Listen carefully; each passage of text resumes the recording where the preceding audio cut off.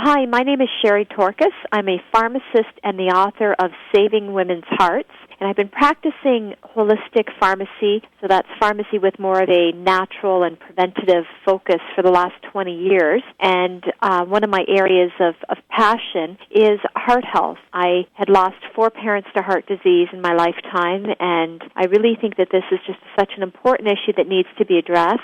Often women don't see themselves at risk of heart disease, and they aren't aware of the warning signs, the risk factors, and what they can do towards prevention. So I teamed up with a friend of mine who's a cardiologist, Dr. Martha Galati, and we worked together to put out this book, Saving Women's Hearts. And I also was wondering, what is the best ways of cooking? What is the best things that I could add to the things I already cook to help with preventing heart disease? And when it comes to diet, I think there's a misconception that eating heart healthy has to be boring or bland or not enjoyable. And on the contrary, there are a lot of foods that are good for your heart that can be very tasty and satisfying.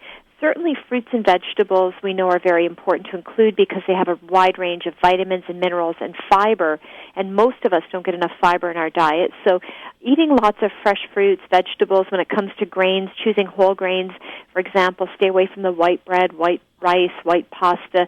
Try to choose the multigrain, the whole grain, the sprouted grains. Add more seeds and nuts to your diet. Nuts are actually a good source of soluble fiber. And when it comes to the way you cook foods, we hear a lot about oils and fats, and I think there's some confusion in terms of which oils and fats are good versus bad. I think there's good awareness about the benefits of fish oil and olive oil, but there's another oil that I talk about in Saving Women's Hearts that's a very beneficial oil, especially if you're going to be cooking, and that is the Malaysian palm fruit oil. Now, palm fruit oil is a solid at room temperature, just like coconut oil or other types of oils. It's a solid at room temperature, and it is great for cooking or for frying because it's heat stable. So you can cook with palm oil.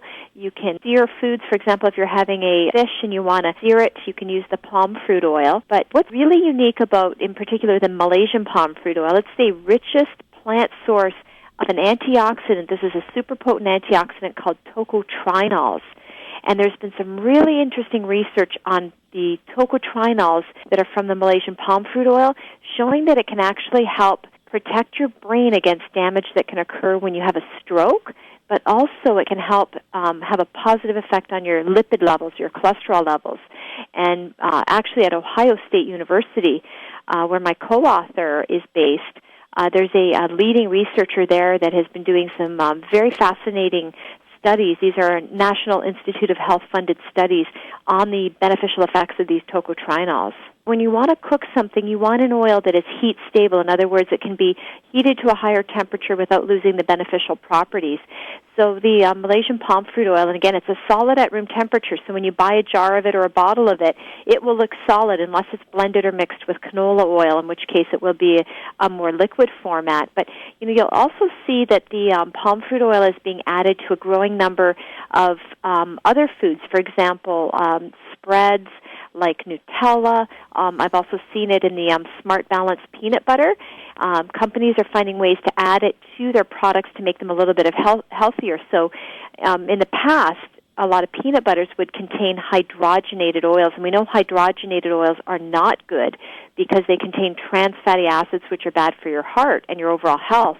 So more and more manufacturers, they've gotten rid of those trans fatty acids, the hydrogenated oils, and they're using the palm fruit oil instead because it adds to the stability of the product. So if you're in a store, you can take a look, either the Smart Balance, I've seen it in their margarine spread, the peanut butter, and again the Nutella. Now Nutella is interesting because not only does it contain the palm fruit oil, but it also contains cocoa, which is a great source of antioxidants, and hazelnuts, which are a good source of fiber.